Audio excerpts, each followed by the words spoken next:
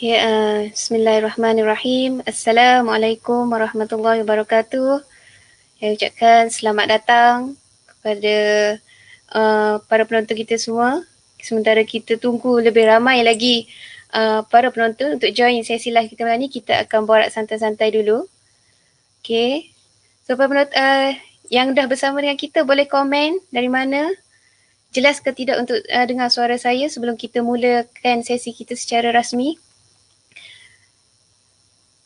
Okeylah, dan terima kasih ucapkan kepada semua yang sudi bersama dengan kita malam ni. Seperti biasa, Momen Buku akan bersiaran setiap hari Rabu untuk sesi slot #MyBookTime, yang mana kita akan bersiaran setiap hari Rabu pada pukul 9.15 malam.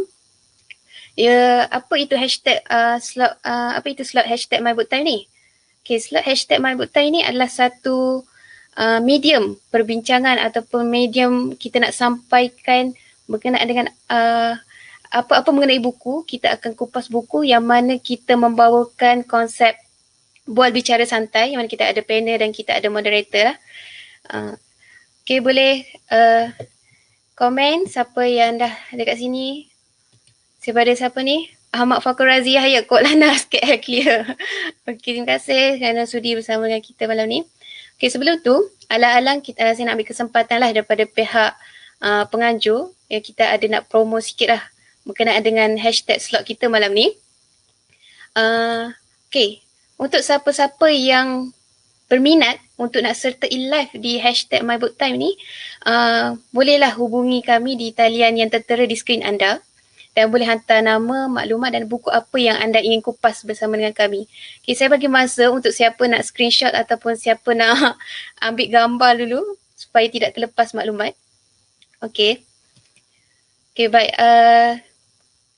Sebelum kita satu matlamat hashtag slot kita ni adalah kita untuk nak menyampaikan ilmu ataupun nak menyampaikan manfaat kepada semua berkenaan dengan apa buku yang kita baca. Siapa-siapa yang berminat nak jadi moderator macam saya pada malam ni ataupun nak jadi panel juga untuk program kita, bolehlah hubungi nombor yang tertera yang saya tunjuk tadi kan. Sebab Rasulullah SAW pernah bersabda, khairun nas anfa'uhum linnas, iaitu sebaik-baik manusia adalah yang memberi manfaat kepada manusia. Dan mudah-mudahan momen buku ini ataupun slot kita malam ni menjadi wasilah untuk kita menyampaikan manfaat kepada semua orang. Okay, saya rasa kita dah ada ramai dah tu penonton malam ni. So insyaAllah kita boleh mulakan. Okay, sebelum kita mulakan lah dan sebelum saya jemput panel malam ni, saya nak mengajak lah semua sama-sama untuk kita tajdid niat untuk kita dengar perkongsian malam ni. Mudah-mudahan Allah menerima usaha kita untuk mendalami ilmu yang disampaikan oleh panel malam ni, dan mudah-mudahan kita semua dilapangkan dada untuk menerima ilmu dan mudahkan urusan, sebab kadang-kadang live ni boleh jadi terkendala bila mana wifi beri kerjasama dan ada juga kadang-kadang wifi tidak memberi kerjasama, dan kelancaran lidah juga pada pihak moderator dan panel malam ni, insyaAllah. Okay, baik, tanpa melengahkan masa lagi, saya ingin untuk semua tahu, untuk semua makluman, sedia maklum, malam ni kita akan mengupas buku yang bertajuk Makna Kebahagiaan dan Pengalamannya dalam Islam yang ditulis oleh Syed Muhammad Naqib Al-Atas. Kalau semua boleh tengok buku apa yang saya pegang malam ni, inilah buku yang kita akan kupas. Dan kita menjemput moderator kita malam ni, iaitu seorang tokoh jugalah yang saya kira merupakan Esko Penerangan Amirah Malaysia dan juga seorang peguam. So kalau kita tahu, bila kita dengar nama Esko Penerangan dan seorang peguam ni, sudah pasti kita fikir, kita menjangka dan yakinlah segala, dia mesti seorang yang sangat petah berbicara dan segala apa yang disampaikan adalah berdasarkan ilmu dan fakta. Seorang peguam tidak lari daripada fakta-fakta semua tu. Lah, dengan segala hormat kita menjemput dan persilakan Puan Mardia Johari untuk ke pentas hashtag slot MyBookTime kita. So, Assalamualaikum Puan. Waalaikumsalam. Dengar. Thank you Syarah. Syarah, boleh panggil saya Syarah. Terima kasih pihak Membuku, ucapkan terima kasih sebab sudi menerima jemputan kami pada malam ni. Terima kasih juga Membuku kerana sudi menjemput. Dan sebagai kata awal, kita nak jemputlah panel kita malam ni untuk nyatakan secara detail sikitlah biodata diri panel malam ni. untuk sahabat-sahabat semua kita nak kenal. Siapa panel yang kita bawa malam ni? InsyaAllah. Okay. Bismillahirrahmanirrahim. Alhamdulillahirrabbilalamin. Wassalatu wassalamu ala asyrafil anbiya'i wal mursalin wa ala alihi washabihi ajma'in. Assalamualaikum warahmatullahi. Selamat malam semua. Okay, kita nak berbincang buku yang falsafah yang termasuk kategori berat di malam hari ni. Semoga bertabah semua. Terima kasih Momon Buku sebab sudi jemput. Nama saya Marudiyah Johari, biasanya orang panggil Mar. Saya tinggal di Alustar. Sekarang sedang bersiaran daripada Alustar, Kedah.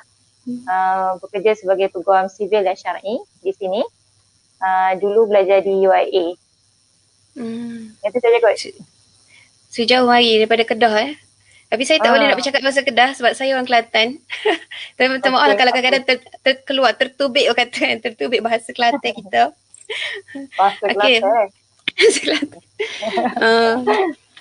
Okay lah, kita teruslah kepada isi kita malam ni ataupun objektif kita malam ni adalah berkenaan dengan kita nak kupas buku yang dikarang oleh Syed Naqvi Al-Atas ni.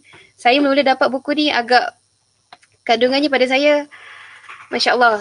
Buku ni nipis je, sahabat-sahabat semua boleh tengok buku ni nipis je. Dalam kandungan ada 2 bahagian sahaja. Iaitu bahagian yang pertama dan bahagian pada saya yang sangat sedikit. Tapi kandungan dia Masya Allah. Sangat padat. Apa dia kecil tapi dia sangat padat lah. Dan untuk makluman semua, buku ini merupakan sudah diterjemah Sudah diterjemah dalam pelbagai bahasa. So antaranya bahasa daripada karya asalnya dia sudah diterjemah kepada bahasa Arab, bahasa Jerman, bahasa Itali dan juga bahasa Malaysia. So kita nak kita nak tanyalah panel kita malam ni, kenapa pilih buku ni untuk dikupas untuk malam ni? Apa yang menarik untuk dikongsi bersama dengan penonton kita malam ni? Boleh silakan. Okay, bismillahirrahmanirrahim. Okay, kenapa saya pilih buku ni? Buku ni sebab kan zaman sekarang ni kita selalu dengar dan kita sendiri pun merasai di sekeliling kita, orang rasa tak bahagia kan. Orang rasa tak bahagia, orang stres, tertekan, rasa down, rasa nakkan perhatian, rasa tersisih dan segala macam perasaan yang negatif yang tak happy dan orang mencari-cari kebahagiaan. Terma bahagia tu adalah terma yang orang nak, orang kejar, orang cari sekarang ni kan, mencari makna bahagia. Tapi orang tak jumpa-jumpa bahagia tu kan. Sebab orang rasa cari dengan cara macam ni, mencari cara macam ni dan menyebabkan manusia ni dia mengkritik, membenci, marah pada semua perkara-perkara yang dia rasa punca menyebabkan dia tak bahagia. Okay, jangan. Saya pun dah jadi orang falsafah sekejap jadi lawyer.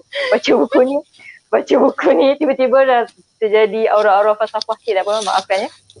Okay. Jadi bila buku ni tajuk dia makna kebahagiaan dan pengalamannya dalam Islam, saya kebetulan pinjam di library beberapa buku Prof. Syed Naqvi Al-Atas dan buku ni yang paling menarik perhatian bertepatan dan bersesuaian dengan keadaan masyarakat sekarang. Okay. Jadi memandangkan orang sekarang ni mencari bahagia, apa salahnya kalau kita tengok pandangan Prof. Syed Naqvi ni, bagaimana dia menterjemahkan bahagia, bagaimana dia mencadangkan bahagia daripada perspektif Islam. Why not kita try cara dia, mana tahu kalau betul-betul kita berjaya mencapai bahagia dengan cara yang dicadangkan based on Islam. Okay. Itulah secara ringkasnya. Betul. Dia menarik perbincangan yang disampaikan oleh Prof. Syed Naqvi Al-Atas ni. Sebab saya baca sekali, agak mula-mulanya saya mengalami masalah juga untuk nak memahamkan sebab pada saya makam bahasa dia agak tinggi. So buku ni ditulis pada tahun 1931. Kalau saya salah minta maaf. Yang saya dapat tahu adalah buku ni ditulis pada tahun 1931 dan diterbit oleh pada first terbitan pertama, iaitu setelah diterjemahkan dalam bahasa Melayu. Dia diterbit pada tahun 2002 oleh Institut Antarabangsa Pemikiran dan Tamadun Islam. Sekarang macam buku ni agak lama, saya rasa saya pun tak lahir lagi pada tahun tu. Agak jauh ketinggalan lah. Dan kerana bahasa yang digunakan tu agak tinggi dan sukar untuk nak faham. Jadi malam ni kita berharap lah untuk panel bantu kita untuk memahamkan lagi tentang apa yang ingin disampaikan oleh Prof. Syed Naqvi Al-Atas sebenarnya dalam buku ni. Prof Nasib ni Bila dia dikenali dengan dia punya bahasa mantik dia. Maksudnya dia sebenarnya situasi-situasi yang berlaku, dia pandai pilih perkataan yang paling tepat untuk situasi tu. Itulah yang jadi, tapi itulah masalah dia, bahasa-bahasa tu mungkin ada orang yang tak faham. Jadi antara tujuan juga kenapa saya pilih buku ni dan buku daripada Prof Naqvi Al-Atas, sebab dia ilmu dia tu kita perlu dapatkan manfaat dia. Tapi kebanyakan generasi kita pada hari ini, bukan kebanyakan lah, maksudnya orang muda generasi kita, dia macam terhalang untuk mendapatkan ilmu daripada Prof Naqvi tu atas alasan jargon, atas alasan mantik dan falsafah yang tinggi. Jadi sayang untuk benefit daripada Prof Naqvi atas alasan ni. Jadi untuk memecahkan gap tu, gap generasi dengan pemikiran-pemikiran Prof Naqvi tu, maka sesi bedah buku yang semacam ni adalah satu usaha yang baik lah. Untuk kita tak memutuskan rantaian ilmu daripada Prof Naqvi tu. Nampak tak kefalsafahan yang berlaku? Masya Allah. Itulah saya rasa macam insaf sekejap kan. Supaya dia tidak menjadi alasan lah untuk kita tidak usaha untuk merungkai apa yang ingin disampaikan oleh tokoh pemikiran Islam kita hari ini berkenaan dengan konsep makna kebahagiaan dan pengalamannya kan. Okay, boleh kita masuk secara teruslah berkenaan dengan buku ni. Okay, sementara tu kalau ada para penonton kita ada soalan ke malam ni, bolehlah komen di ruang komen dan kita akan sampaikanlah kepada panel untuk menjawab segala persoalan. Dan sementara tu insya-Allah kita boleh kita kata teruskanlah kepada panel berkenaan dengan konsep yang Prof Dr. Syed Muhammad Naqvi Al-Atas yang cuba dalam mendefinisikan makna kebahagiaan ini. Silakan. Saya akan teruskan kepada bedah buku lah ya. Okey. Bismillahirrahmanirrahim. Baik. Buku ni nipis je, buku makna kebahagiaan dan pengalamannya dalam Islam di Prof Naqvi Al-Atas. Sekarang ni saya akan sebut Prof Naqvi. Okey, buku dia nipis dan dia tidak ada pembahagian yang macam biasanya buku lain dia akan ada bab, bab 1 apa, bab 2 apa kan. Tapi buku ni dia straight saja, tulisan kita yang kena membahagikan sendiri ikut kreativiti dan ke pembacaan kita. Okey, ini dalam bab yang mana, bahagian yang mana. Jadi saya akan cubalah pada malam ini saya akan cuba meninggalkan sebanyak mungkin jargon-jargon, segala mantik-mantik yang akan menyukarkan kefahaman. Saya akan cuba menerangkan dalam bahasa yang insya-Allah moga-moga paling mudah untuk difahami. Jadi kalau ada sikit-sikit kefalsafahan tu dah memang namanya buku falsafah kan. Tapi saya bukan ustazah. Saya cuma seorang insan biasa yang membaca buku Prof Naqvi. Jadi buku ni adalah buku falsafah. Okey. Okey. Kalau ikut Prof Naqvi, kebahagiaan ni sa'adah. Okay, istilah dalam bahasa Arab dia sa'adah. Okay, kita mulakan kelas sekarang. Okay, sa'adah ni dia pertalian antara duniawi dan ukhrawi. Okay, sekarang kita nak mencari bahagia. Bayangkan kita sekarang sedang mencari bahagia dan kita sedang cuba mendengar formula daripada Prof Naqvi. Macam mana kita nak cari bahagia? So, mesti ada pertalian antara duniawi dan ukhrawi. Dan apabila kita bercakap tentang ukhrawi, ia ada kaitan dengan agama, din. Okay. Din ni, apa punca asas kepada din, kepada agama tu, menurut Prof Naqvi adalah perjanjian asal kita dengan Tuhan, dengan Allah sebelum lahir ke dunia. Ini yang dipanggil Al-Mitsaq. Maksudnya apa? Al-Mitsaq tu adalah perjanjian kita dengan Allah yang mengakui Allah sebagai Rabb yang mutlak. Itu perjanjian sebelum kita keluar daripada perut mak kita, itu perjanjian kita dengan Tuhan. Maka itulah punca asas kepada din. Dan apabila kita bercakap tentang din, din tu dalyanun, okey, ia ada kaitan dengan adain, hutang. Maksudnya kat situ adalah rasa keberhutangan dengan Allah. Yang mana kita menyedari bahawa kita mengakui bahawa Tuhanlah yang memberi wujud segala sesuatu. Dan pengakuan inilah syarat awal penyerahan diri sebagai seorang Islam. Maksudnya dekat situ, kebahagiaan tadi pertalian antara duniawi dan ukhrawi. Ukhrawi itu tidak mesti ada berkaitan dengan agama, yang mana agama tu dia timbul daripada keinsafan ataupun rasa keberhutangan kepada Allah. Kita mengaku bahawa Allah itu adalah yang mewujudkan segala sesuatu. Okey. matlamat akhir agama tak apa, ini adalah mukadimah baru. Okay. Yang kita akan point yang lebih utama adalah selepas ini. Okay. Ini cuma mukadimah buku, saya cuba terangkan. Okay. Jadi apa matlamat akhir agama yang Prof. Naqib sebut adalah untuk mengembalikan kita ni, mengembalikan insan kepada satu keadaan sebelum dia dijadikan zahir ke dunia. Okey, maksudnya sebelum kita lahir, keluar daripada perut mak kita dah ada perjanjian dengan Allah, mengakui Allah adalah Rabb yang mutlak. Dan kita lahir ke dunia dengan pelbagai ujian dan cabaran, maka perlunya din ni untuk menjaga kita supaya kita ni kekal suci, kekal terjaga akidah kita seperti mana kita sebelum dilahirkan ke dunia. Itu saya ambil mukadimah.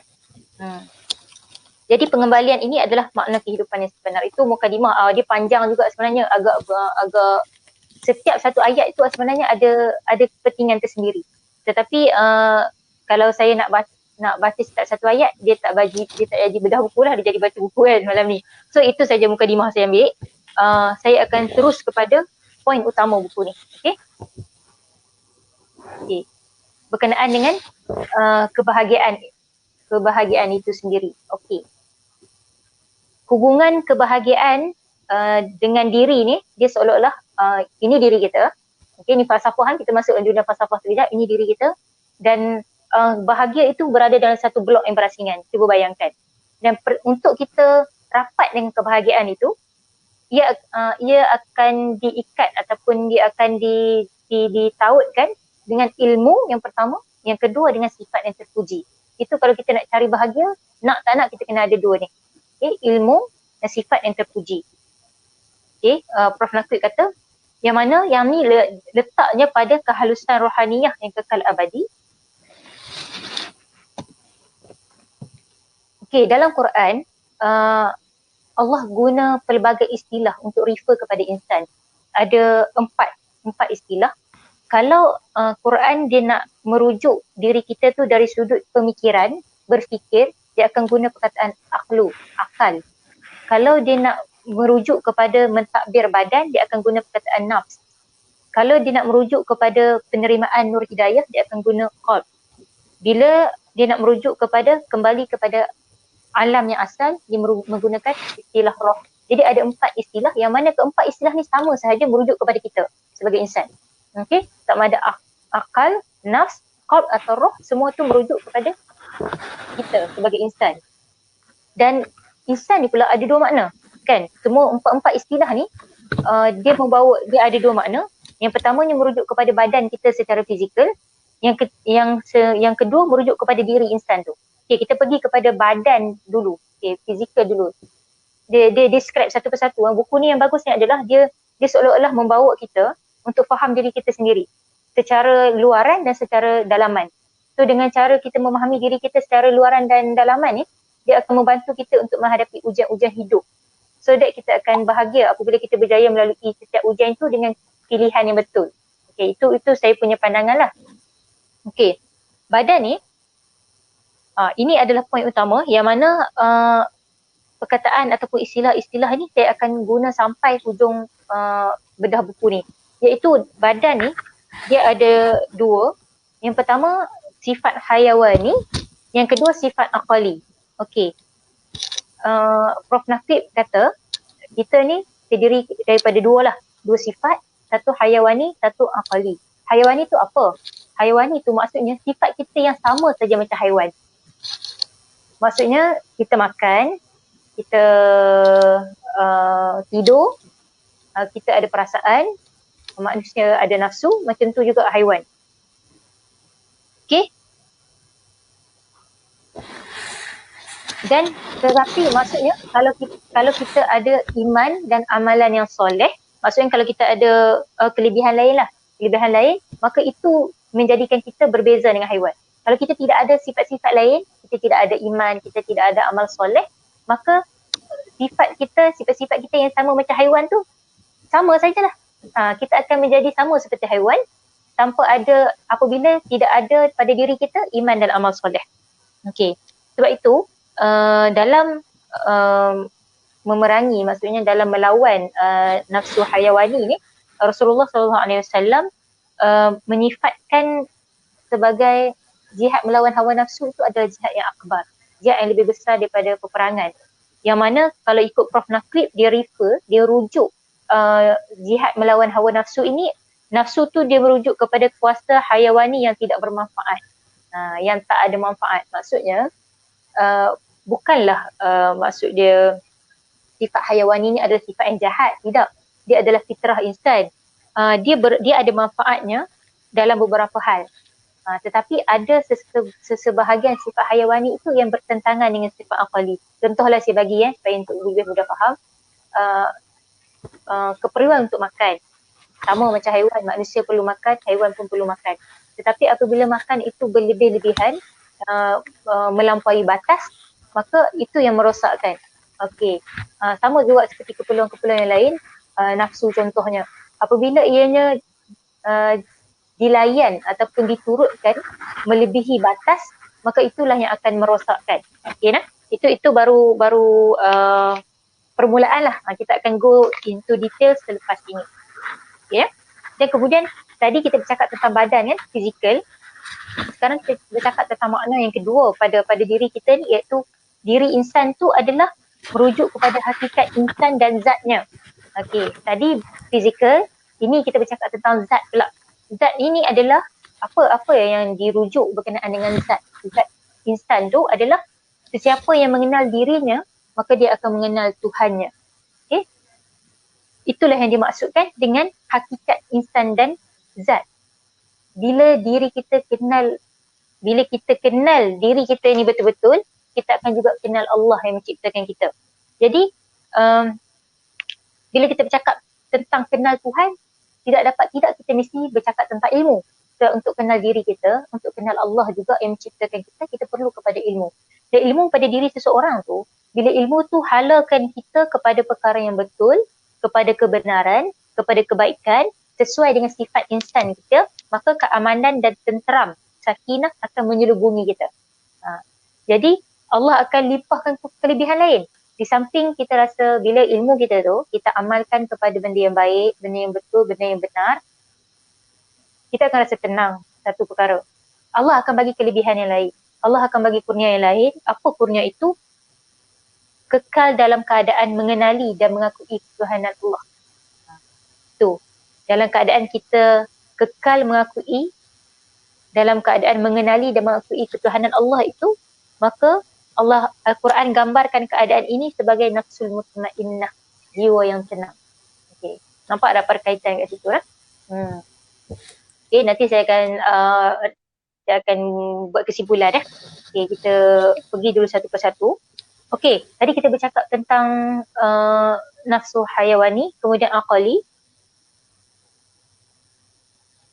Kuasa-kuasa yang ada pada diri kita ni, okay, hayawani yang sifat-sifat sama macam haiwan tu, aqali ni maksudnya kita kenal kita ada ilmu tu yang kenal diri akan kenal Allah tu. Okey, kedua-dua ni adalah kuasa-kuasa yang sentiasa berlawan. Okey, disifatkan sebagai kuasa-kuasa yang sentiasa berlawan, dan menang dan kalah itu silih berganti. Ada masa sifat hayawani kita mengalahkan aqali, ada masa sifat aqali kita mengalahkan hayawani, bergantung kepada kita ditolak ke mana lah. Contohnya, okey, hayawani ni, Prof Said Nakrib describe ataupun cerita adalah apabila kita menurut tuntutan-tuntutan sifat-sifat hayawani tu, berlebih-lebihan pada nafsu, pada hiburan, pada keseronokan, sifat tu, dia akan menyebabkan kita, dia akan mengheret kita ke serendah-rendah sifat kebinatangan. Itu Prof Nakrib kata. Kalau istilah Prof Nakrib, dia guna istilah ke serendah-rendah kaki bukit kebinatangan. Itu istilah falsafahnya. Maksudnya sifat-sifat haiwan tu, sifat-sifat haiwan yang ada pada diri manusia tu, kalau kita turutkan sangat, turut je. Okey, contoh berzina kan, turutkan sangat. Okey, ikutkan sangat perasaan tanpa mengambil kira sama ada perasaan itu terlari ataupun tidak dengan agama. Okey, tak kisahlah dari apa saja aspek, sudut pendirian, prinsip dan sebagainya, makan, minum, kehidupan, kan? Okey, itulah akan mengheret kita ke serendah-rendah sifat kebinatangan. Sedangkan aqali, kalau dia menarik kita kepada dia akan menarik kita kepada kebenaran, maka diri kita apabila kita ditarik kepada kebenaran itu akan memperkuat ubudiyah kita kepada Allah. Itu adalah beza dia. Sama ada kita diseret ke serendah-rendahnya ataupun kita diseret ke atas-atasnya, mendekatkan lagi ubudiyah, pengabdian kita kepada Allah. Okey. Okey, macam mana Sarah? Dah rasa berat ke? Okay, dah panas ke? Okey Okey, rasa ringan sikit. Rasa macam masuk kuliah falsafah. Rasa saya falsafah. kuliah falsafah. Nanti saya cuba untuk buat ringkasan ke semua ni, tapi saya go dulu one by one lah. Okey, kita sambung lah. Okey, siapa-siapa yang nak minum air ke nak makan tu boleh dulu. Okey, tak apa. Boleh faham kan? Boleh ikuti ya setakat ni ya? Okey. Alhamdulillah. Tadi dia bercakap tentang bercakap tentang pertarungan antara tentera hayawan dan aqali ni. Okey. Kuasa-kuasa yang sentiasa berlawan dan keadaan diri yang terumbang-ambing dari kemuliaan kepada kehinaan ya. Sekejap kita jadi mulia, sekejap kita jadi hina, bergantung kepada diri kita ni terseret ke mana. Okey, padahal ada masa kita menurut iman kita, ada masa kita menurut nafsu kita. Okey, saling terumbang-ambing dari kemuliaan kepada kehinaan, tetapi dalam keadaan dia insaf dan mengawal diri. Kita sedar perkara itu berlaku dan kita masih berusaha mengawal diri kita, maka itulah yang dipanggil nafsul lawamah. Okay, Prof. Nafsi kata. Jadi kita bukan tak sedar apa yang kita rasa ataupun apa yang kita buat itu salah, tetapi kita masih atas dasar takwa, kita berusaha untuk mengawal diri kita, melawan dan cuba untuk menjaga diri daripada perbuatan-perbuatan yang akan merendahkan diri kita itu kepada kehinaan. Maka apabila dengan ilmu kita, dengan kekuatan akhlak dan dengan amal soleh, maka seseorang itu boleh mencapai taraf kemuliaan para malaikat. Jadi pada masa level ni, pada masa dah sampai maqam ni, apabila dia ada ilmu, dia ada kekuatan akhlak, dia ada amalan yang soleh, sifat hayawan dia sama je macam manusia lain. Dia perlu kepada makan, dia perlu kepada minum, dia ada perasaan, dia perlu kepada tuntutan kehidupan yang lain. Dia sama macam manusia lain. Tapi dari sudut kemuliaan, dia dah capai makam yang lain, itu boleh mencapai makam kemuliaan para malaikat. Mulia seperti malaikat, dia bukan jadi malaikat lah. Maksudnya dia mulia seperti malaikat. Okey, itu yang dijelaskan oleh Prof. Naqib dalam buku ni. Dan apabila seseorang itu terjerumus ke jurang kebinatangan pula. Okey, tadi kita bercakap tentang nafsul lawamah. Apabila orang itu mampu untuk menundukkan segala tuntutan-tuntutan hayawan dia tu dan boleh mencapai makam malaikat. Dan ni apabila dia terjerumus ke jurang kebinatangan pula dan terperangkap dalam kekal dalam kebinatangan. Saya suka istilah-istilah yang Prof. Naqib guna sebab macam yang saya kata tadi, sebab itu orang kata Prof. Naqib ni kadang-kadang tu satu situasi yang sangat orang panggil complicated, kompleks, dia boleh describekan dengan satu istilah yang tepat, yang orang kata mantik, yang macam yang dia describe pada kita sekarang ni lah. Macam kenapa dia guna istilah terperangkap dan kekal dalam kebinatangan. Bagi saya macam kadang-kadang manusia tu dia bukan tak sedar dia salah tau. Dia bukan tak sedar dia berada dalam dosa, dia rasa resah, tak bahagia. Tapi dia terperangkap. Macam kita terperangkap dalam kesesakan lalu lintas. Macam kita terperangkap dalam lift yang rosak. Which is kita tak nak pun duduk dalam lift yang rosak tu. Kita tak nak pun terperangkap dalam traffic jam tu. Tapi kita tetaplah terperangkap pada masa itu. Sebab kita pun mungkin, itu mungkin dah taklah tepat untuk menggambarkan situasi ni. Tapi dalam keadaan orang tu terperangkap dalam nafsu kebinatangan dia, dalam sangkar orang kata macam mabuk dalam nafsu kebinatangan dia tu, dia mungkin tidak ada kesungguhan untuk keluar. Dia terperangkap, dia mungkin sedar tapi dia terperangkap. Okay? Maka dia zahirnya sama macam manusia yang lain, tetapi taraf dia lebih hina daripada yang lain. Kerana dia berada dalam keadaan diri dia mendorong kepada keburukan. Okay? Yang dipanggil nafsu amarah bisu. Okay. Sebab dia berada dalam situasi dia terperangkap tu, dia diturutkan sangat. Nafsu yang menyuruh dia kepada keburukan tu diturutkan. Dia asal saja nafsu dia suruh dia buat macam ni, diturutkan. Turutkan.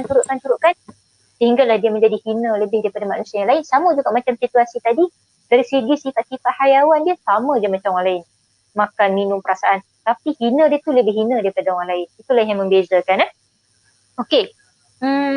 Dan Prof. Naqib juga dia bagi satu penjelasan. Dia kata bahagia ini bergantung kepada keadaan mana yang kita pilih untuk berpihak. Sekali lagi saya suka dengan istilah yang Prof. Nakib guna, iaitu dia guna istilah berpihak. Sebab saya faham ini apa orang kata apa, termasuk juga pandangan saya lah apabila saya bersetuju dengan pandangan Prof. Nakib ni, maka saya terangkan dalam bahasa saya, dalam pandangan saya lah. Okey.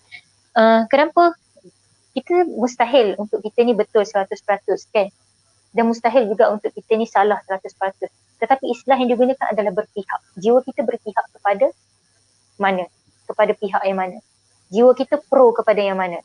Adakah kita pro kepada keagamaan? Adakah kita pro kepada agama? Ataupun kita pro kepada rebel kepada agama?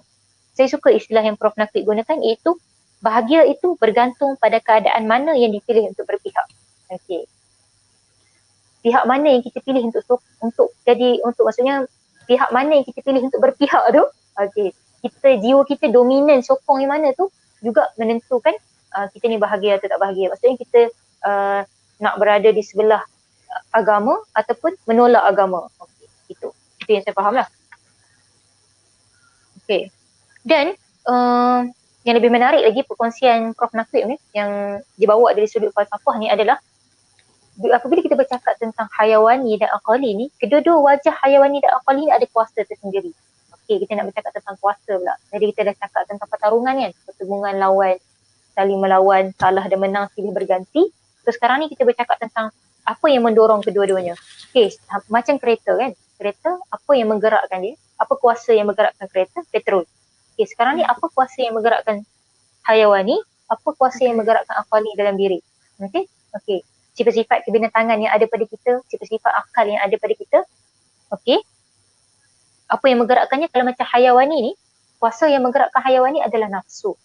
Nafsu apa? Ada dua. Nafsu syahwat, nafsu marah. Saya tertarik apabila disebut perkataan marah. Maksudnya serius. Kan? Isu marah ni dia masuk dalam kategori hayawan. Nafsu yang mendorongnya adalah syahwat dan marah. Saya teringat hadis Rasulullah sallallahu alaihi wasallam. Rasulullah kata 3 kali la taqda, la taqda, la taqda. Jangan marah, jangan marah, jangan marah. Okey. Dan aqali pula, apa kuasa yang menggerakkan dia? Amali dan ilmi. Amal, ilmu. Yang mana amali dan ilmi ni dia akan mengarah kita, dia akan mengarah perbuatan supaya turut arahan nazari. Arahan nazari ni apa? Pertimbangan guna ilmu. Jadi maksudnya hayawani tadi nafsu, aqali ni kita timbangkan dengan ilmu. Okey. Kita faham tak? Pertimbangan tu nak guna apa? Guna akal lah kan?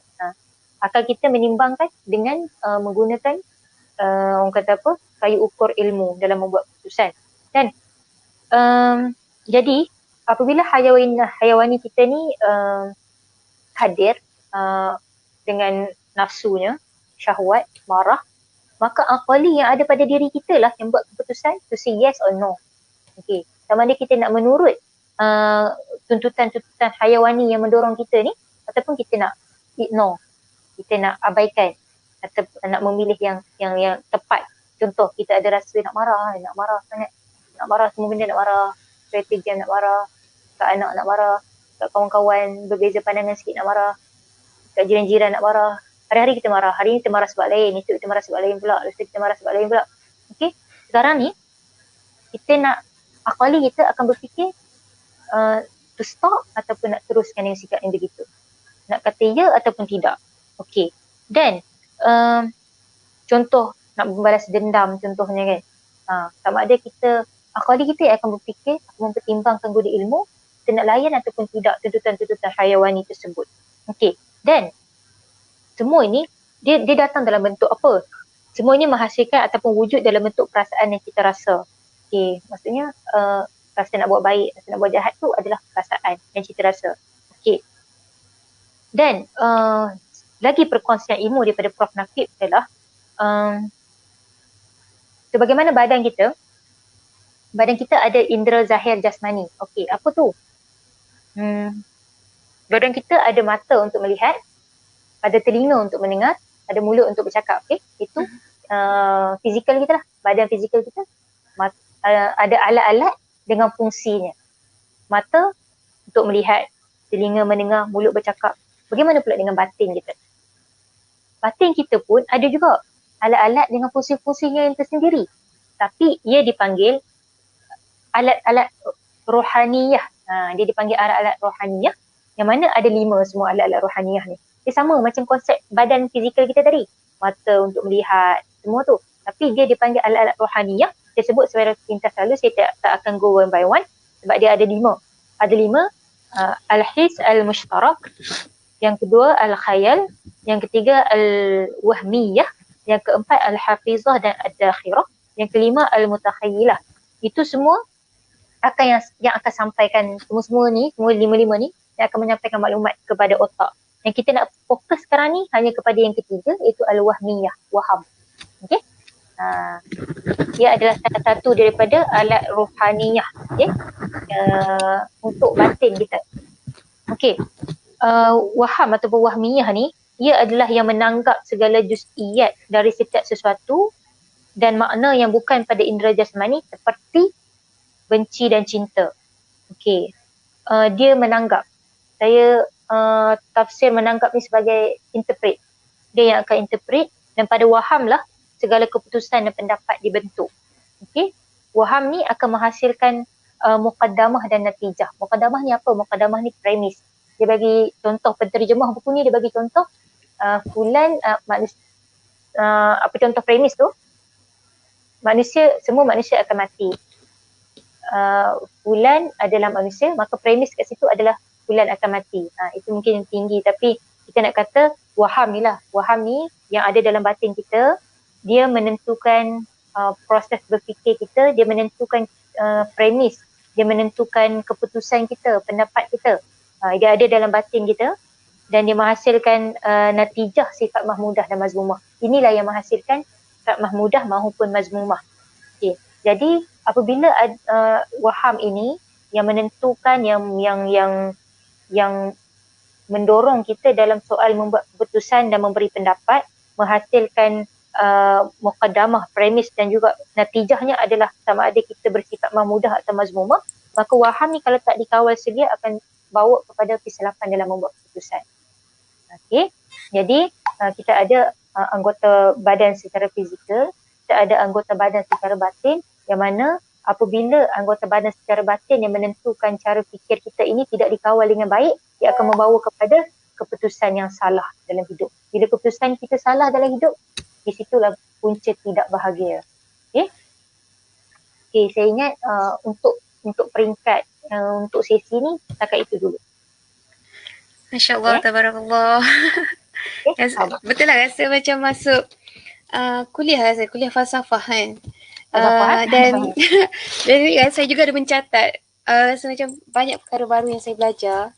Dan sebenarnya saya pernah tertanya-tanya lah soalan, pernah terdengar selalu disebut hadis Rasulullah yang berbunyi, man arafa nafsahu faqad arafa rabbahu. Barang siapa yang mengenal dirinya maka dia kenal Tuhan dia. Dan saya pernah terfikir, nak kenal diri sampai tahap macam mana supaya saya dapat kenal Tuhan. Macam secara literally lah zaman dulu-dulu lah kita kata kan. So alhamdulillah lah malam ni saya kira menjawablah persoalan yang saya duk cari-cari selama ni lah. Dan betul lah Prof. Said Naqib pun pernah kata orang yang lupa diri ni dia akan lupa Tuhan dia. Masya Allah, kita di kategori yang mana untuk kita nak usaha nak mengenal Allah.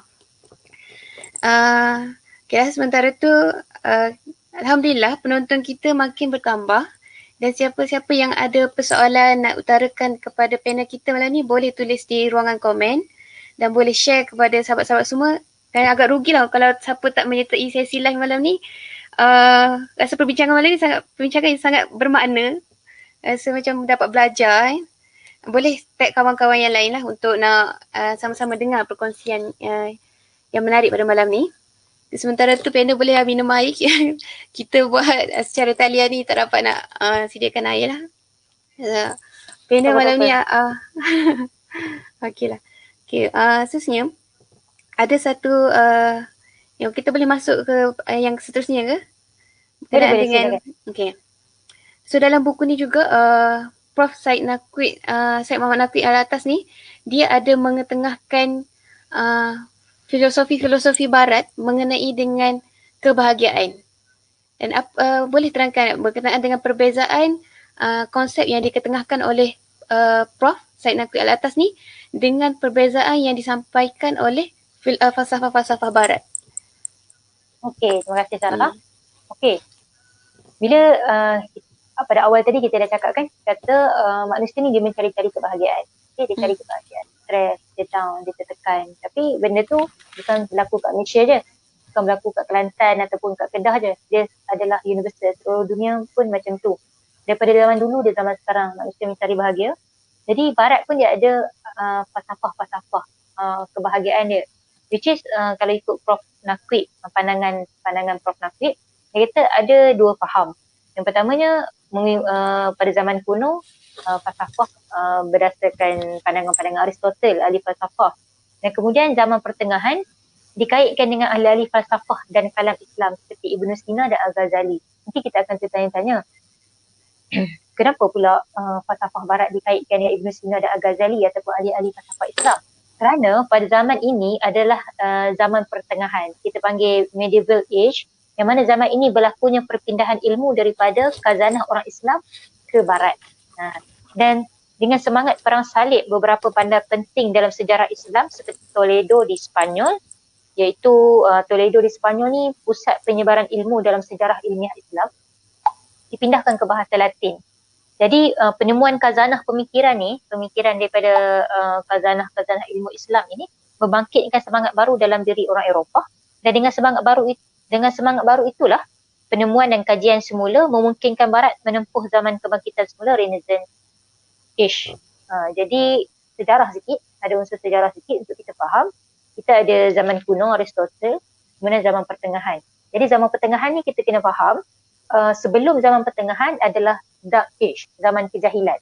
Kemudian zaman pertengahan apabila mereka mendapat perpindahan ilmu daripada Islam, okey, khazanah-khazanah Islam mereka pindah ke barat, diterjemah ke bahasa mereka, sehinggalah mereka menggunakan ilmu-ilmu ini dan berjaya menempuh zaman kebangkitan semula, zaman kegemilangan.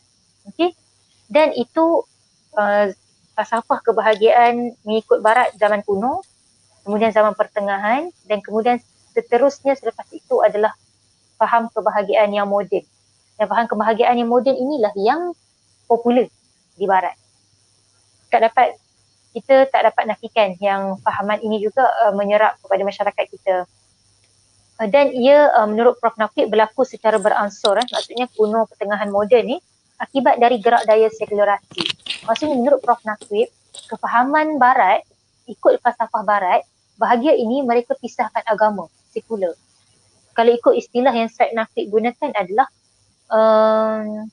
mengosongkan makna kerohanian dari alam tabi'i, menyingkirkan sifat-sifat kerohanian dari wibawa politik dan kehidupan insan, dan menghapus makna rohani dalam nilai-nilai yang terdapat pada fikiran dan kelakuan insan. Perfect. Seluruh kehidupan dipisahkan terus daripada agama, sama ada dari sudut fitrah, sama ada dari sudut politik, sama ada dari sudut kehidupan insan, ataupun daripada diri sendiri, fikiran dan kelakuan kita, semua pisahkan daripada agama. Itu kebahagiaan menurut falsafah barat. Kalau saya rujuk kepada Prof. Naqvib al-atas. Dan bagi Prof. Naqvib, makna kebahagiaan moden inilah yang berpengaruh besar di barat, dan kefahaman inilah, kefahaman yang based on sekular inilah yang membawa kepada keruntuhan akhlak, membawa kepada bencana dan pertelagahan politik. Dan Prof. Naqvib terangkan, menurut falsafah barat ni, diorang sifat-sifat terpuji yang dianjurkan oleh falsafah mereka ni dihasilkan melalui pilihan bebas insan dan akal semata-mata. Maksudnya, nak tentukan perkara tu baik ataupun tidak, sifat-sifat yang terpuji ini berdasarkan kebebasan. Kita yang decide benda tu baik ataupun tak baik, dan berdasarkan akal semata-mata. Dan sebab itu bagi saya itu, ini tidak mencukupi untuk menghasilkan kebahagiaan yang berkekalan. Saya bagi contoh. Contohnya, Robin Hood. Robin Hood ni dia dianggap perbuatan ni adalah perbuatan yang mulia kalau ikut akal manusia semata-mata. Kalau ikut akal fikiran ataupun kebebasan pilihan insan, dia adalah perbuatan yang mulia, yang mana curi duit daripada orang lain, sedekah kepada orang susah. Kita curi duit daripada orang kaya, kita ambil hak orang kaya tanpa izin, sedekah kepada orang susah, nampak macam perbuatan yang baik. Bila itu diputuskan oleh kita lah, tanpa ada pengaruh agama. Sama juga macam guna duit rasuah mengerjakan haji. Nampak macam okey lah kan? Tak kisahlah asalkan kita pergi haji. Kita tak susahkan siapa-siapa pun. Nampak macam tu. Kalau kata penentuan baik dan buruk, penentuan sifat puji tu diputuskan oleh otak kita sendiri, akal kita semata-mata, pilihan bebas insan, maka kita akan mengatakan okey, guna duit rasuah untuk pergi haji. Okey, itu kalau kita ikut barat. Okey? Okey. Tetapi, bagaimana pula kalau kita ikut Islam? Kena ada comparison kat situ baru kita faham. Okey. Sebab buku ni memang dia nak bawa bahagia tu daripada perspektif Islam. Sifat Mahmudah ni, dalam buku ni dia terang banyak sebenarnya. Daripada muka surat 14 sampai muka surat 36. Okay? Dia selang-selang lah. Tapi daripada page 14 sampai 36 tu, memang dia terang pasal sifat Mahmudah ni. Okay. Kalau tadi dalam falsafah barat, bahagia itu ataupun sifat yang terpuji itu, dia tidak memasukkan agama untuk menentukan baik atau buruknya perbuatan ataupun sifat-sifat itu terpuji. Tetapi dalam agama, yang sifat mahmudah ataupun sifat terpuji yang diperolehi daripada agama ada dua bahagian. Jadi dalam agama pun ada penentuan, ini sifat yang baik, ini sifat yang tidak baik. Tapi dalam agama yang dipanggil mahmudah ni ada dua bahagian. Yang pertamanya zahir, keduanya batin. Zahir ni apa? Zahir ni amalan-amalan yang kita lakukan untuk memenuhi perintah Allah secara luaran. Secara luaran kita buat perbuatan-perbuatan tu untuk patuh apa yang Allah Ta'ala suruh seperti ibadah. Termasuk juga amalan-amalan zahir yang termasuk kategori terpuji menurut agama adalah amalan-amalan sesama insan untuk kesejahteraan masyarakat dan politik. Okay, Prof. Nafiq sebut tu. Untuk apa sahaja yang kita lakukan ni, maksudnya yang tadi saya faham sebagai hablum minallah, kita buat apa yang Allah suruh seperti ibadah.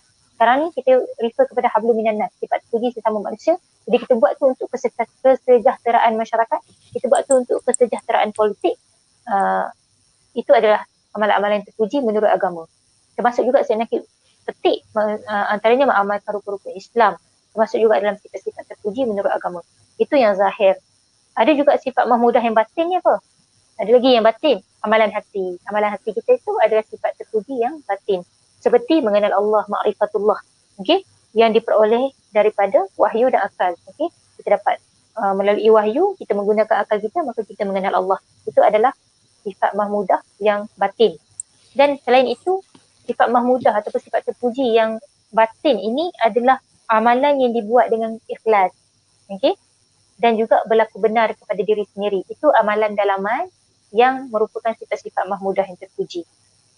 Dan amalan-amalan ini membawa maksud diri akali mengawasi hayawani, muraqabah untuk pastikan kita buat segala yang dipertanggungjawabkan dan muhasabah teliti diri sendiri. Jadi amalan mahmudah ini sama ada secara luaran, zahir maupun secara batin lah kan, yang akan membuat akali kita ni mengawal hayawani yang kita bincang daripada awal tadi. Okay? Rupanya perlu kepada sifat mahmudah ni. Amalan luar, amalan zahir, amalan batin kita yang akan membantu kita mengawal sifat-sifat hayawani ini. Antaranya adalah yang disebut muhasabah. Muhasabah kita teliti diri sendiri. Okey. Penting juga untuk kita tahu apa lawan kepada sa'adah. Jadi sekarang ni daripada awal sampai sekarang kita bercakap tentang kebahagiaan, sa'adah. Okey. Tapi kalau kita tak kenal apa lawan kepada sa'adah pun kita boleh terjerumus masuk ke lembah yang tak bahagia. Apa lawan kepada sa'adah ialah syaqawah. Syaqawah ni dia ada banyak sangat tafsiran dia kalau ikut bahasa Arab. Tapi antaranya yang saya rasa tepat paling tepat untuk menggambarkan situasi kita pada hari ini adalah bencana besar ataupun kesengsaraan. Itu antaranya lah bencana besar, kesengsaraan. Syaqawah meliputi segala bentuk kesengsaraan. Prof. Nafiq kata syaqawah ni rasa takut. Kita rasa takut pada sesuatu yang uncertain. Kita tak tahu masa depan macam mana, kita rasa takut. Itu syaqawah. Ada prasangka-prasangka susun dengan orang ke ataupun prasangka-prasangka yang tidak baik. Kita rasa hibah. Kita rasa cuba muhasabah diri sendiri. Ada tak rasa macam ni? Rasa hibah, rasa pilu, rasa sedih, rasa jiwa, rasa sempit, rasa penderitaan diri dan akal kan. Kita rasa diri kita derita, akal kita derita, stres kan. Okay, kita rasa hibah yang amat sangat. Dan semua perasaan-perasaan yang menjadikannya lemah dan tak berupaya untuk merenung sesuatu lebih mendalam, dan ini menyebabkan gawat dalam hati. Itu Prof. Nafiq terangkanlah.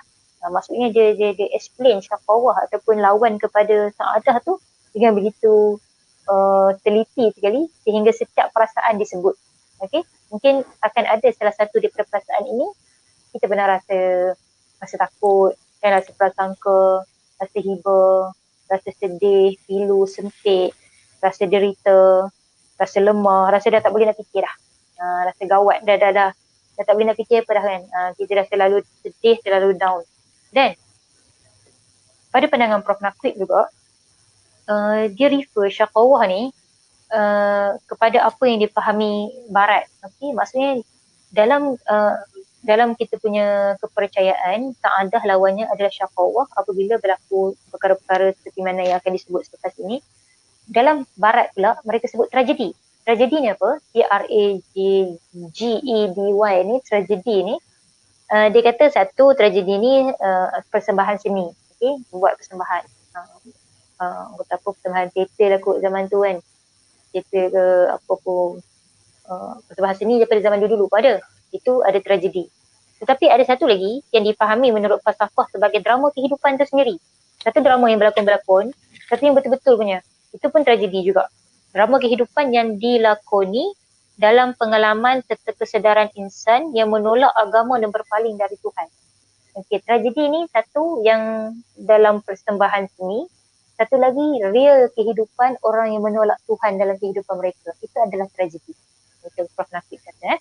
Dan kalau kita tengok lakonan orang Barat, ini Prof. Nafiq ceritalah pada zaman dia, tapi kita boleh je nak relatekan pada zaman sekarang. Tragedi dalam lakonan untuk melahirkan rasa simpati dan takut sehingga rasa itu dapat dibuang daripada jiwa dan beri kelegaan yang dipanggil katarsis. Okey. Maksudnya lakonan-lakonan ni yang kita tengok pada dalam drama, dalam persembahan-persembahan tu, dia ditimbulkan bila kita tonton tu kita rasa takut, kita rasa simpati. Tapi to the extent that kemudian adalah perubahan plot sampai kita rasa lega. Okey, dah habis cerita tu kita rasa lega. Tapi dia kata sebenarnya tragedi yang dilakonkan dalam seni Barat ini adalah cerminan apa yang dialami dalam hidup mereka sendiri. Jadi apa yang mereka lakonkan tu Prof. Nafiq kata itulah kehidupan sebenar diorang. Okey, kerana mereka berterusan dihantui rasa bersalah kerana mewarisi original sin. Mereka kan faham kata mereka mewarisi dosa-dosa Adam kan, yang sehingga diturunkan ke dunia daripada syurga. Mereka faham mereka mewarisi dosa tu. So kalau kita faham, baby baru lahir tak berdosa, suci bersih kan daripada dosa. Mereka faham baby yang baru lahir tu mewarisi original sin dosa daripada Adam kan. Jadi dan Prof. Nafiq kata dia ceritakan ni dia nak ceritakan masalah lah falsafah Barat. Jadi falsafah humanism yang berasal daripada Itali bersama dengan gerakan sekularisasi ni, falsafah humanisme bersama dengan gerakan sekular, dia menjadikan tragedi ini menggantikan agama. Okey, tadi kita bercakap tentang Islam faham bahagia tu kena kait dengan agama. Barat menolak agama dalam faham kebahagiaan. Jadi bila dia orang tolak agama, dia ganti dengan apa? Prof. Nafiq kata ganti dengan tragedi. Tragedi inilah, tragedi menggantikan agama. Situasinya adalah rasa takut dihilangkan bukan dengan iman kepada Tuhan, tetapi mengusir Tuhan dari alam tabi'i. Rasa hiba bukan dihilangkan dengan mengingat Tuhan, tetapi rasa diganti dengan rasa bangga dengan tabiat kemanusiaan dan menentang dengan angkuh. Okey.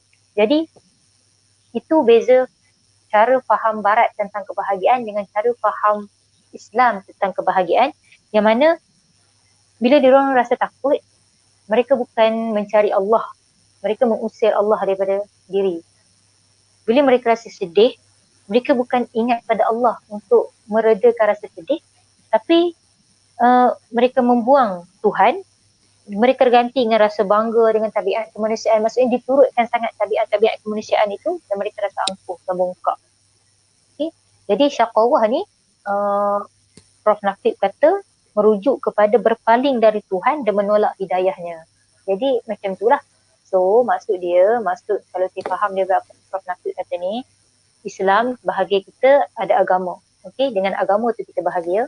Maka Prof. Nasir kata, Barat ni dengan segala teori kefalsafahan Barat mereka dengan apa yang mereka faham dengan menolak agama sebab berasaskan kepada gerak daya sekular tu menyebabkan mereka sebenarnya bukan dapat saadah tapi dapat syaqawah kerana mereka berpaling dari Tuhan dan menolak hidayah. Kerana mereka menafikan peranan agama dalam kehidupan mereka, jadi endingnya adalah mereka hidup dalam syaqawah bukan saadah.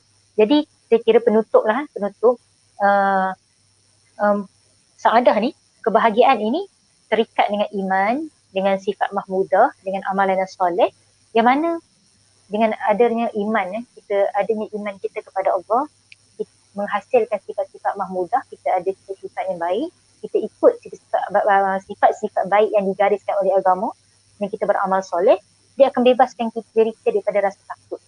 Kita rasa takut, jangan rasa macam apa akan jadi pada masa depan aku, apa akan jadi selepas kematian aku. Jadi dengan iman, dengan sifat mahmudah dan amal soleh ni, ketakutan tu hilang. Ketakutan tu sirna, okey? Dan kebahagiaan yang berkekalan dalam kehidupan tidak merujuk kepada jasmani atau zahir insan sahaja,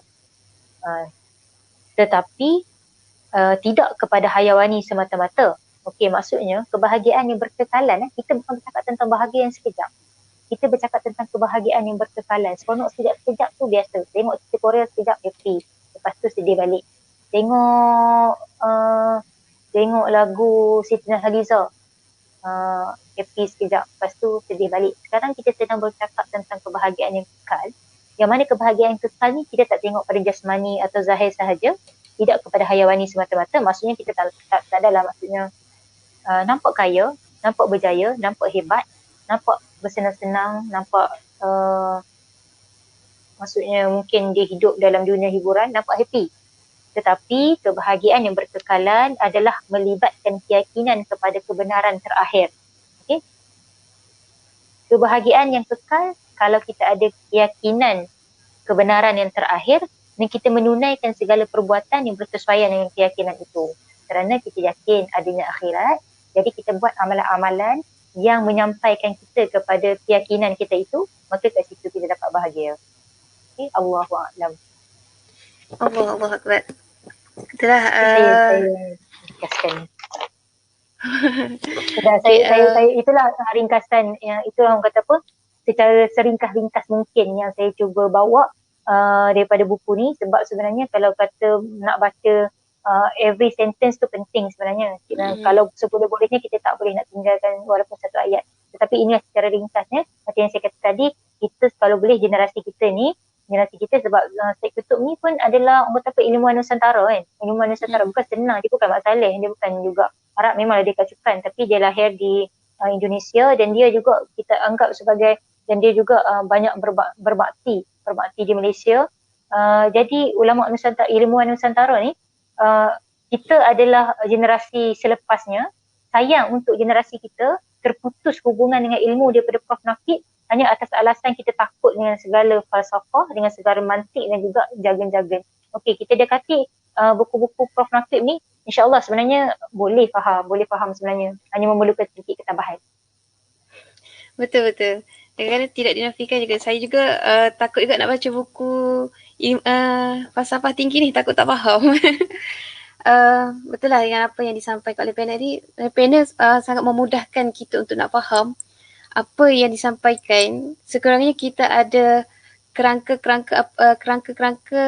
kita kata buku ini berkenaan dengan apa.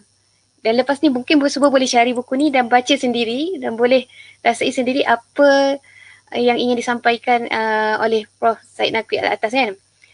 Yang mana saya sukalah nak petik kata-kata dalam buku ni. Dia kata, agama yang benar bukanlah sesuatu yang boleh menyerah tunduk pada kekeliruan yang timbul dari pemisahan-pemisahan objektif-subjektif dalam tradisi falsafah Greek. So, maksudnya kita ni berpeganglah kepada, kita kata, apa yang agama kita nak sampaikan. Kita boleh terpesong dengan fahaman-fahaman ataupun kata-kata fahaman-fahaman yang menyanggah fitrah beragama kan. Dan kalau boleh lah sikitlah untuk kita nak minta panel juga untuk kita kata agak lebih membumikanlah ilmu yang disampaikan oleh Prof. Syed Naqvi Al-Atas ni dengan isu-isu semasa sekarang ni. kalau boleh kita kata ramai yang kata-kata anak muda ataupun masyarakat sekarang lah salah pilih, kita kata salah pilih jalan dalam mencari konsep kebahagiaan tu. Sebab kata Prof. Nasir juga, nama pun dikata mencari atau mengejar.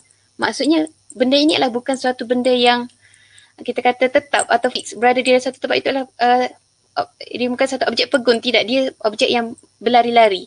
Tapi kita kata masyarakat hari ini mungkin tersalah faham ataupun kita kata tersalah hala tuju. Dan kalau boleh panel boleh kita kata bagi nasihat sikit lah berkenaan dengan macam mana kita nak mempraktikkan apa yang diajar atau apa yang dipropos atau diutarakan oleh Prof. Syed Naqvi ni dalam kehidupan seharian kita dengan masa sekarang, kita kata. Okay. Ni generasi muda sekarang ni, dia macam ada konflik kan, Tapi saya tidak memilih untuk kita blame, menyalahkan, kritik sebab perkara ni tidak mendekatkan mereka kepada agama. Kita risau ia hanya akan menjauhkan. Cuma kita akan menyatakan apa yang betul itu betul dan apa yang salah itu salah. Cuma sekarang ni dalam konteks kita sebagai da'i, dalam konteks kita sebagai mungkin rakan ataupun anggota masyarakat sekarang ni, kita kena yakin, kita kena faham bahawa mencari bahagia ni mesti dengan agama. Kenapa orang menjauhkan diri daripada agama? Sebahagian, contohnya generasi muda, dia rasa macam mungkin dia merasakan agama ni kolot. Dia merasakan agama ini menyekat kebebasan, tak boleh buat itu, tak boleh buat ini. Sebenarnya perkara tu berlaku kerana tak faham. Kerana tak faham agama tu, sebenarnya dia hanya memahami agama dari sisi-sisi sempit kefahaman dia sendiri.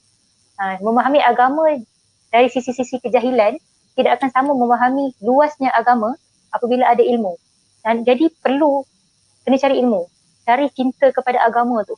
Cari cinta kepada agama, tak ada siapa paksa pun. Tak ada siapa paksa, tapi kalau nak bahagia, itulah caranya. Kalau ikut Prof. Naqvi kata ni, dia kata din ini mesti dihidupi dengan mesra secara mendalam dalam kehidupan insan. Dia guna perkataan mesra. Maksudnya agama ni, kita hidup beragama ni dengan mesra. Bukan kita rasa paksaan, bukan dengan rasa pongkongan, bukan dengan rasa terikat dan sebagainya. Kita tak ada masalah. Institusi pendidikan agama mungkin perlu mempunyai peraturan-peraturan untuk mendidik. Yalah, kita tak adalah ataupun contohnya tak payah semayang, tak payah buat kerja sekolah, tak payah. Ada unsur-unsur suruhan, unsur-unsur paksaan untuk berbuat kebaikan tu ada sebab ia akan menghasilkan disiplin. Tetapi bagi diri kita sendiri, bagi diri kita yang mencari kebahagiaan, bagi diri kita yang tidak akan pernah berhenti mencari kebahagiaan sehingga nafas yang terakhir, maka perlunya pada kita mencari kebahagiaan yang betul. Jangan mencari kebahagiaan yang plastik, yang palsu. Yang kita rasa macam kita rasa kita buat macam ni, kita rasa macam kita rebel kepada agama tu, kita akan bahagia. Tanya diri kita bahagia ke dengan cara yang macam tu? Kan, kita rebel kepada agama tu, cuba tanya jiwa kita yang sebenarnya, kita bahagia ke? Maka sebenarnya cuba guna cara lain. Saya bercakap ni, saya tak bercakap kepada ustazah-ustazah. Saya bercakap kepada anak-anak muda yang mengalami konflik diri dengan agama. Okay? Moga-moga ada yang mendengar lah. Kalau tak dengar malam ni pun mungkin akan dengar selepas ini. Okay, cuba tanya pada diri. Okay, insyaAllah kan. Jadi sekarang ni cuba guna cara lain. Cuba instead of blame agama tanpa lebih kenal, menyalahkan agama terus-terusan, apa kata ambil peluang untuk kenal agama lebih mendalam lagi, sedikit demi sedikit. Okey, mana tahu satu demi satu salah faham tu akan terungkai. Sama juga macam kita pun mungkin ada sebahagian perkara yang kerana mungkin kita tak kenal, mungkin kerana kita tak dekat dengan golongan mereka yang rebel ni, kita tak tahu. Tapi bila kita kenal baru kita tahu. Sama juga macam kalian, kalau tak pernah cuba untuk kenal agama tu, tak pernah cuba untuk memahami agama tu, sampai bila nak kekal tak bahagia, nak kekal berkonflik dengan diri, nak kekal orang kata apa, berhipokrit kan, kita kata hipokrit lah. Luarannya terpaksa taat, tapi dalamannya mungkin mengalami masalah, orang kata pun membenci agama, kita pun tak pasti. Ini adalah realiti. Maka macam mana yang saya terangkan dalam buku Prof. Naqvi ni, agama ni adalah punca kebahagiaan. Mencari makna kebahagiaan yang sejati perlu kepada agama. Cuba try formula Prof. Naqvi ni, insyaAllah, mana tahu moga-moga anda akan jumpa kebahagiaan yang sekian lama anda cari. Allahu'alam. Ya, betul. InsyaAllah kita cuba raikan juga daripada para penonton kita malam ni.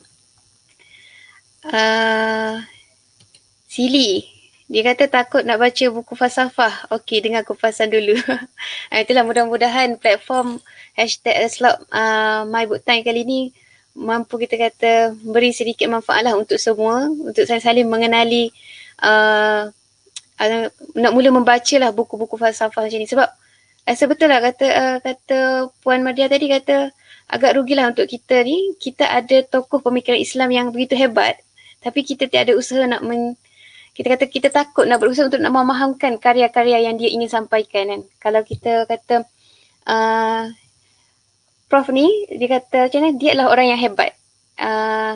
Jasad dia tu mungkin kita kata dah tiada, tapi tulisan yang ditinggal tu masih lagi kekal bersama dengan kita untuk kita pelajari, untuk kita mengambil ibrah atau manfaat lagi kan.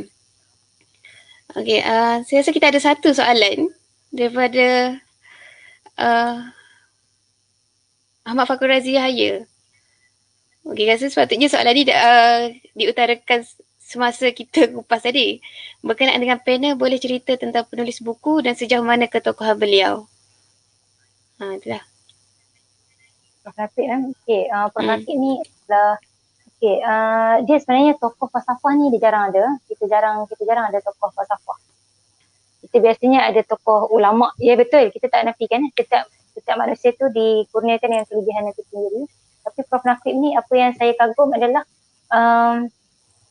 dia orang kata apa, macam yang kita kata tadi, dia berjaya untuk merungkaikan situasi-situasi tu dengan satu terma-terma yang terma mantik yang tepat untuk menggambarkan situasi tu. Macam digambarkan orang kata apa, jiwa kita, sifat-sifat kebinatangan, sifat-sifat kita yang kita rasa fitrah tu sebagai hayawani, yang dia gambarkan sebagai bertentangan dengan akali, itu ada satu description yang tepat. Itu adalah kehebatan Prof. Nafiq Al-Atas berkenaan dengan pencapaian dia, tokoh-tokoh apa dia, penerimaan ni ada dalam buku ni. Kalau kita tengok dalam buku ni, bahagian hadapan sekali, memang penterjemah dah ceritakan segala pencapaian dia. Okay. Memang daripada dalam tahun 1971 telah menjelajah ke beberapa universiti pilih di Amerika, Eropah dengan tujuan membincangkan pendapat-pendapatnya. Memang kira ketokohan Prof. Nafiq ini, maksudnya pemikiran dia dalam soal falsafah itu memang diakui di seluruh dunia. Okey, kalau kita tengok daripada awal, daripada buku ni, latar belakang Prof. Syed Muhammad Nafiq Al-Atas ni, dia memang macam saya kata tadi, dia adalah ilmuwan Nusantara, dia lahir di Jawa tahun 1931. Dia keturunan orang-orang yang hebat lah. Kalau kita kata tu keturunan, kalau kita kata sekarang ni aristokrat, tapi yang tepatnya saya rasa orang panggil apa, keturunan bangsawan lah, saya rasa lebih tepat. Dia kata kan, Syed Abdullah bin Muhsin ni, datuknya adalah wali besar di Pulau Jawa. Pengaruh dia bukan saja dirasai di Indonesia, malah di tanah Arab. Jadi Prof. Syed Nafiq ni dia pernah belajar dekat Malaysia, juga pernah belajar di English College, di Bukit Zahara School, dan kemudian di English College. Dan kemudian pengaruh dia tu ditinggal bersama bapa saudara dia, Abdul Aziz bin Unku Abdul Majid, Menteri Besar Johor, juga sepupu Sultan ketika itu. Okey, dan yang saya paling menarik ni, masa Prof. Nafiq ni tinggal dengan bapa saudara Menteri Besar Johor ni, yang Unku Abdul Aziz, Unku Abdul Majid tu, dekat rumah Unku Abdul Aziz tu, dia ada kutub kanah. Dia macam library lah. Dia ada library yang mana library tu syarat dengan makhtutat persuratan dan sejarah Melayu. Jadi kerja Prof. Nafiq ni duduk kat situ, dia baca. Jadi cuba bayangkan betapa banyak ilmu yang dia dapat dengan asbab kutub kanah tu. Okey. Dan Prof. Al-Atas ni pada masa telah memenuhi masa remaja dia dengan mentelaah makhtutat sejarah, persuratan dan ilmu-ilmu Islam, dan juga karya-karya besar barat dalam bahasa Inggeris. Di situ saya fikir dia mendapat segala ilham-ilham falsafah. Dan sebagaimana buku ni kata pun, dari pendedahan dalam suasana yang sedemikianlah, Prof. Al-Atas telah dapat menyebatikan dalam dirinya dengan gaya bahasa yang tersendiri. Dekat situ bila dia baca buku-buku daripada karya-karya besar barat dan juga sejarah orang kata berkenaan dengan Islam dan juga Melayu, digabung jalinkan, itulah menyebabkan dia mampu untuk bagi description yang tepat. Dia ada bahasa dia tersendiri. Sebab tu karya Prof Naqib ni orang tak boleh nak plagiat. Sebab dia ada style bahasa itu sendiri yang kita tak mampu nak tiru. Okay. Kemudian dia menjalani latihan ketenteraan dekat England. Balik je daripada England tu, dia dapat tauliah untuk berkhidmat sebagai pegawai dalam regimen askar Melayu berpangkat lieutenant. Jadi atas permintaan dia sendiri dalam tahun 1956, beliau telah dibenarkan oleh Tunku Abdul Rahman meletakkan jawatan dengan penuh hormat untuk sambung belajar di Universiti Malaya di Singapura. Kemudian waktu itulah yang beliau dah start tulis buku dah. Antara bukunya adalah rangkaian rubaiyat dan Sufism as understood and practiced among the Malays.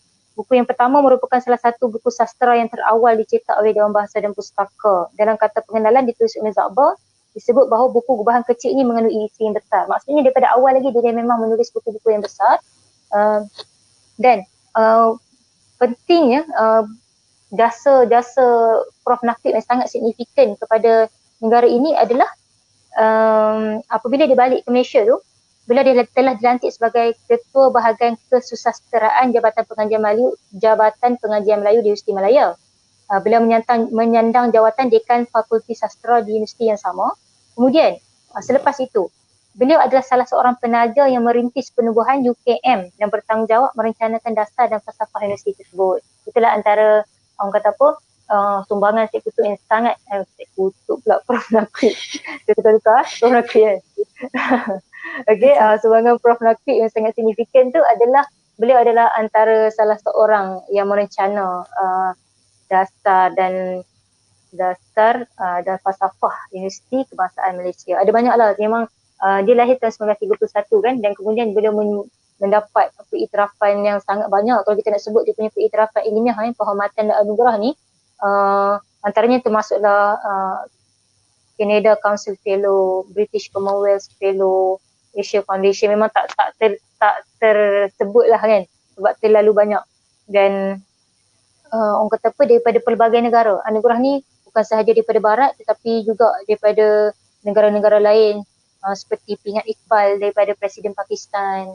Okey, penyandang kerusi bahasa dan kesusasteraan Melayu UKM, penyandang kerusi pemikiran dan tamadun Islam UIA, dianugerahkan oleh almarhum Raja Hussein dari Jordan sebagai ahli dalam Akademi Diraja Jordan tahun 1994. Kemudian dianugerahkan ijazah kedoktoran kehormat dalam sastra daripada Universiti Khartoum, Sudan. Okey, memang tak tersebut jasanya. Cuma bagi saya yang penting sekarang ni bukanlah sejauh mana, sebanyak mana dia dapat anugerah, bukanlah sejauh mana tingginya pelajaran dia. Memang itu adalah ada kepentingan tersendiri. Tetapi ilmuwan ini kita melihat sejauh mana ilmu dia memberi impak kepada masyarakat. Sejauh mana pandangan-pandangan dia memberi perubahan kepada masyarakat, yang mana masyarakat ambil benefit daripada ilmu yang disampaikan, ada perubahan dalam masyarakat. Kita boleh lihat perubahan itu. Impak seseorang ilmuwan kepada masyarakat itulah yang menentukan sejauh mana signifikannya dia dalam kehidupan kita. Sebab itulah orang kata apa, walaupun beliau telah tiada, tapi sehingga ke hari ini kita masih lagi mendapat manfaat buku-bukunya yang orang kata apa, dicetak dalam pelbagai bahasa. Okey. Kalau yang saya lebih berikan penekanan adalah mengenai sumbangan ilmiah. Okey, antara sumbangan ilmiah ni adalah perdebatan beliau dengan beberapa ahli orientalis Belanda dalam bidang sejarah Islam. Kaji bahasa dan sejarah persuratan Islam telah membuka cabang-cabang baru dalam penyelidikan dan pengajian. Itu adalah perkara-perkara besar. Okey, dia bukan setakat ada orang kata apa, gelaran doktor. Dia bukan setakat itu. Sumbangan dia jauh lebih besar daripada itu. Dia, kalau istilah saya suka guna istilah sumbangannya itu membina tamadun. Beliau adalah orang pertama yang mengemukakan teori asli tentang kedatangan Islam ke alam Melayu. Kalau kita yang kita terima je kan, orang kata apa yang diceritakan dalam buku teks bahasa, dalam buku teks sejarah form 4, form 5, semua kita terima bulat-bulat. Ini dia bukan terima bulat-bulat ni, dia kemukakan teori asli tentang kedatangan Islam ke alam Melayu. Usaha ini telah membangkitkan suatu kesedaran untuk nilai semula sejarah Islam di Asia Tenggara. Okey. Dan dia adalah ilmuwan pertama yang kenal pasti dan menghitung tarikh sebenar yang terpahat pada batu bersurat Terengganu, sekaligus menyelesaikan kekusutan yang telah membebankan para orientalis selama lebih daripada setengah abad. Okay. Beliau juga adalah orang pertama yang telah dapat menyatakan dengan pasti asal-usul bentuk persajakan Melayu yang dikenali sebagai syair. Okey. Beliau juga adalah sarjana yang pertama menulis berdasarkan pemerhatian tentang tasawuf sebagaimana ia difahami dan diamali oleh masyarakat Melayu. Banyak. Okay, ini yang bagi saya paling penting kerana ia mengubah sesuatu. Maksudnya selama ini kita faham sebagai A dan dia memberi satu tafsiran baru, kita faham sebagai B. Macam itulah kalau kita nak gambarkan dalam bahasa yang mudahnya. Sebenarnya dia terlalu banyak, pertukuhannya terlalu hebat, tetapi apa yang pasti kesan ilmunya itu sampai kepada kita sekarang dan moga insya-Allah akan sampai kepada generasi seterusnya. Allahu a'lam. Masya-Allah. Dan mungkin juga sebab tersasul tadi berkaitan dengan Syed Qutb, kita kemungkinan kita boleh jemput juga ni Puan Mardia untuk kupas juga buku berkaitan dengan karya-karya Syed Qutb pula. InsyaAllah boleh kan? Betul. Biasa sebab Syed Qutb tadi kan dia macam dekat-dekat QQ tu. Dekat-dekat Prof Nasib dengan Syed Qutb. Mungkin sebab tersasul untuk kita jemput next hashtag My Book Time. InsyaAllah. Okay, baik. Kita dah tiada soalan. Rasa semua penonton kita hari ni semua terkesima ataupun masih lagi berada dalam kita kata dengan ilmu baru yang kita dapat malam ni kan. Dan kita juga dah menghampiri 10:30 malam. Rasa kita dah sampai ke muncak dia ni. Dan untuk sebagai penutup lah kita kata boleh nak minta nasihat pendek je untuk kami semua yang mendengar, penonton mendengar malam ni daripada panel sendiri sebelum kita akhiri live malam ni, insyaAllah. Jadi nasihat saya adalah dalam pada kita menyemarakkan semangat orang kata apa, menyebarkan ilmu atas teras ikhra' lah kita katakan, membaca. Ilmu ni diperolehi dengan pelbagai cara. So antaranya yang utamanya adalah dengan membaca lah. So saya ucapkan tahniah sangat-sangat kepada Kelab Momen Buku atas orang kata apa, konsisten lah menganjurkan sesi bedah buku sebagai yang seumpama ini. Cuma masukkan sekali tema falsafah. Saya secara tiba-tiba telah menjadi filosofer pada malam ini. Jadi, betul. Jadi jangan tinggalkanlah falsafah tu sebabnya dia ada impact yang tersendiri, dia ada kebaikan yang tersendiri kepada kita dalam memahami ilmu. Okey, kalau sekiranya generasi pada hari ini menjauhkan diri daripada falsafah kerana dilihat tak cool, dilihat berat dan dilihat skema dan sebagainya, maka ia akan perlahan-lahan menjadi ilmu yang hilang. Allahu a'lam. Okay, baik. Terima kasih kepada Puan Mardia Johari sebagai panel, selaku panel kita pada malam ni. Dah mahu mengucapkan sekali lagi terima kasih juga kepada penonton yang bersama dengan kita daripada awal sehingga akhir. Dan telah terus follow page Momen Buku. So boleh tahulah pelbagai lagi aktiviti Momen Buku yang kita bukan sekadar buat sesi kupas buku, kita ada banyak lagi sesi-sesi lain kan. Semuanya berkenaan dengan buku. Sesuailah dengan nama kita, Momen Buku. Sebarang momen-momen anda bersama dengan buku. Okay, insyaAllah. Itu saya selaku moderator juga malam ini ingin mohon maaf atas lanjur berbicara atau tersalah kata sepanjang sesi mengendalikan slot hashtag My Book Time kita kali ini. Okay, insyaAllah kita akan jumpa lagi untuk next sesi. So kita bagi teaser sikit. Next sesi kita akan tampilkan Nurul Saadah Suhaim yang akan mengupas buku yang bertajuk Psikologi Si Kecil. So jangan lupa pada tarikh dan waktu yang sama setiap hari Rabu pada pukul 9.15 malam. InsyaAllah, dan kita jumpa lagi. Terima kasih dan Assalamualaikum warahmatullahi wabarakatuh dan selamat malam. Waalaikumsalam warahmatullahi wabarakatuh.